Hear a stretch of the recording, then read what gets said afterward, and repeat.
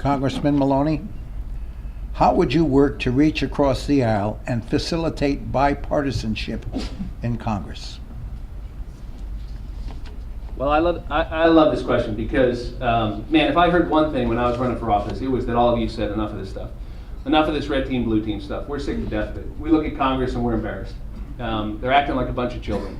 It has nothing to do with what is important in our lives, and you're right. And I want you to know that I have the 7th most independent voting record of any Democrat out of 200 in the House of Representatives. There are 193 Democrats who are voting more with their party out of 200 than I am. And that's got me in trouble with some folks in my own party once in a while, I'll tell you what. And if you look at my votes, this is not talking the talk, this is walking the walk. If you look at my work with Republican Town Supervisor John Hickman in East Fishkill, we are finally putting the federal funding in place to clean up the Hopewell Junction Superfund site. No one has done a thing about that for a decade, and we are getting it done. We got Region 2 of the EPA to commit to funding it, the solution that the residents wanted. He's a Republican. Ask him who's working across the aisle. Ask Republican Supervisor George Green in New Windsor, who's helping him get his infrastructure rebuilt after the superstorms, who's working on his business park, who moved the FBI in there, who's going to get Stewart Airport going once and for all. He's a Republican. Ask him who's working across the aisle. Ask County Executive Steve Newhouse. We're partnering on a million things with Orange County.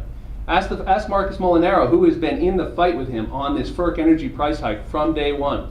You know, if you talk to Chris Gibson, I'm working on so many things with Chris Gibson. He and I are both in trouble with our own parties because we're working on Lyme disease, because we have a terrible problem in Lyme disease. I don't think there's a Democratic or Republican way to fight Lyme disease. And I am sick to death of these people I work with down in Washington who are so hung up on the political games they're playing that they can't listen to anybody, that they can't talk to anybody.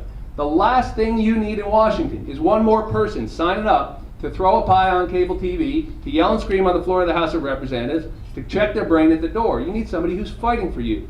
2 years ago I said I would do it, and I have the votes and the record, and I am very proud of that record, and I'll put that up against anybody who served in this office, and I'm going to keep doing it. Thank you. Dr. Hayworth, how would you work to reach across the aisle and facilitate bipartisanship in Congress?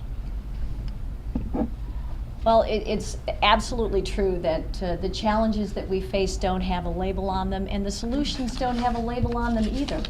So when I entered the House of Representatives, the very first day, I was privileged to join hands and hearts and forces with a fellow freshman who was a Democrat, David Cicilline, and we formed the Common Ground Caucus so that we could work together actively in the House of Representatives to bring members of both parties together to get to know each other as friends, because you know what?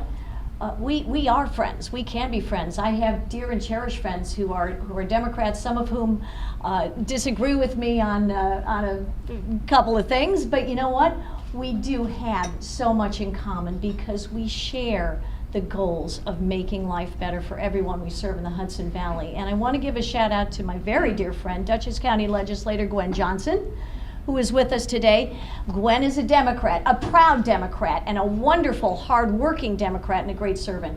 And she and I are working side by side with Mayor Tyzik, who is a Republican, Mayor John Tyzik, great public servant, to benefit our city of Poughkeepsie that needs so much and has so much potential.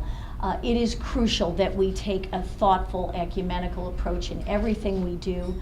And I was privileged to work across the aisle when I was in the House of Representatives on many initiatives, including a crucial conference committee with the Senate Democratic leadership and with the House Democrats, as well as the Republican majority, to make sure that Medicare and unemployment benefits were extended throughout 2012. And I was chosen for that committee because I am someone who can work productively across the aisle as a doctor, a mother, a businesswoman, and someone who is privileged to have the Independence Party endorsement and Lyme on the ballot this fall. That proves, I think, that a bipartisan approach really is possible, and I will make it happen for you in Congress.